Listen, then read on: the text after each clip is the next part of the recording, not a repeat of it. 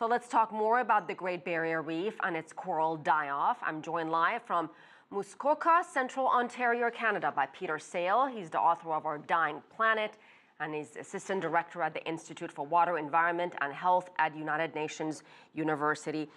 Peter, thanks for joining us. Explain why this coral reef die-off matters, not just in terms of beauty, but also for marine life.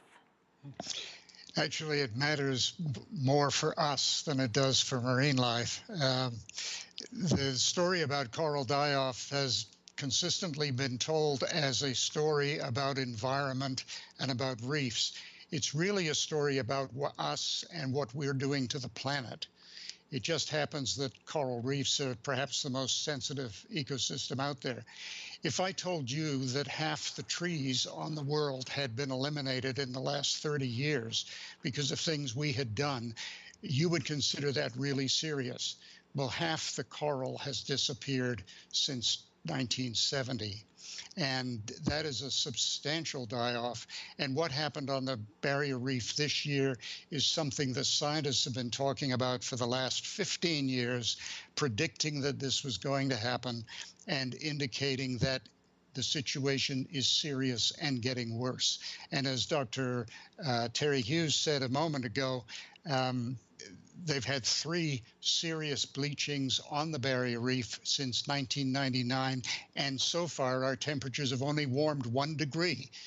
We're talking about warming at least 2 degrees if everybody does what they say they're going to do to keep to the Paris Accord.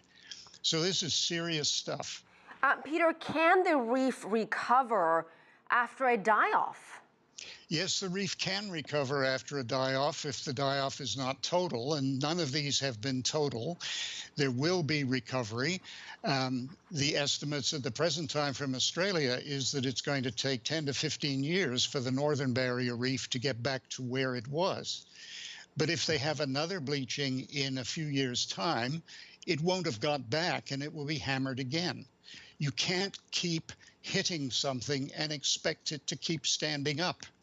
And we are continuing to hit not just the reef, but the planet.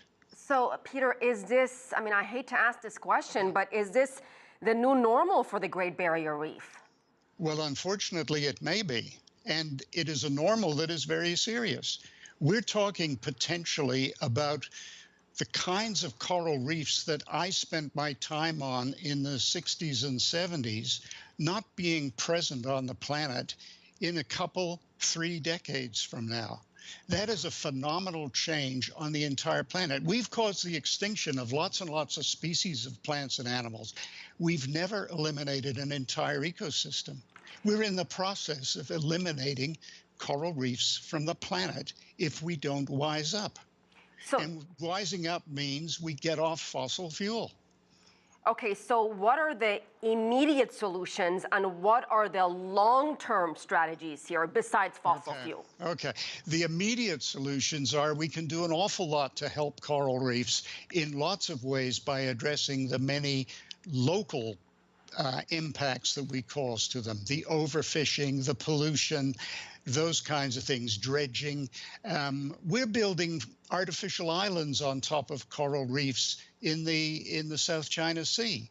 And nobody is saying anything about that from a reef perspective. They're all focusing on the geopolitical implications, but those artificial islands are killing coral reefs. We can do a lot to stop the damage to coral reefs caused by the kinds of things that people have been doing for a very long time. That will give the reefs time and keep them as healthy as possible so that they're better able to deal with warm water and acidified water. But if we continue to warm the water and if we continue to acidify the oceans, all the local work we do to take care of reefs isn't going to stop them being hammered by bleaching and the consequences of acidification, which is a reduced ability to form their calcium carbonate skeletons. All right. So you know, long term, we have got to fix the CO2 we're putting into the atmosphere. Short term, we can do lots of other things. The really good news is we know how to fix it. The bad news is we don't seem to be paying sufficient attention to the problem.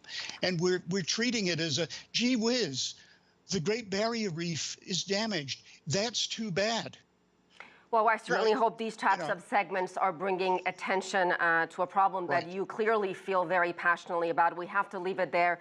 Peter Sale, thank you so much.